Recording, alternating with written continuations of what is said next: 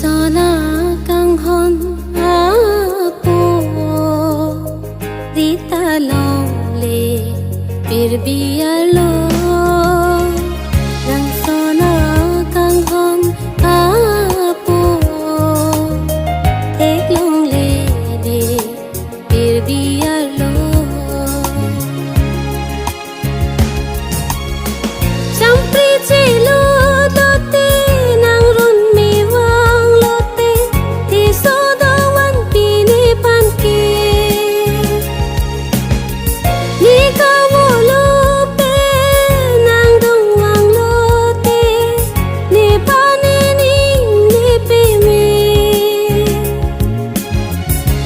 sona pole ni dum dolote kang chilang ita ni minta nang ne nang sona pole ni dum dolote kang chilang ita ni minta nang ne nang sona kang hon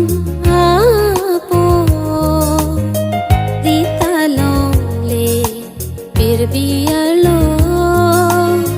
nang sona kang hon apo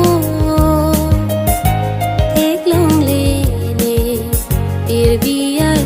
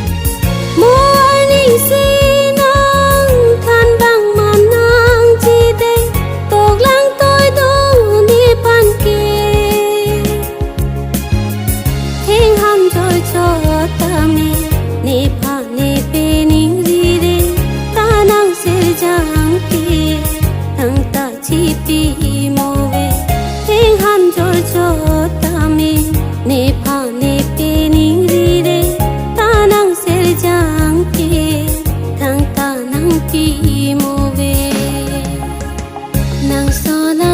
kang hon apo dita long le bir bialo nang sona kang hon apo ek long le ne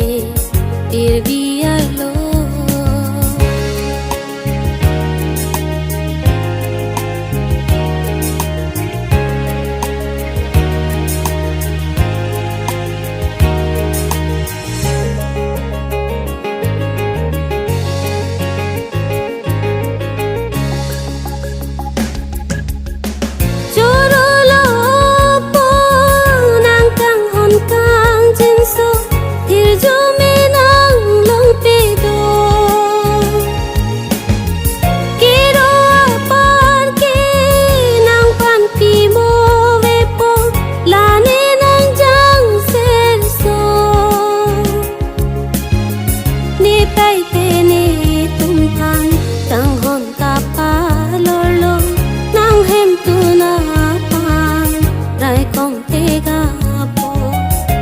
pai pe ni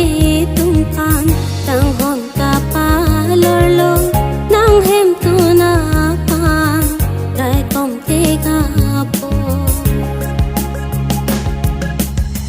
nang sona kang hon apo dita long le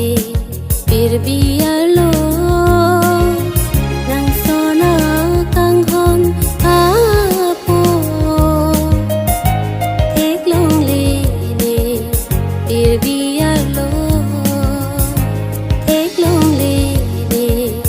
bir bialo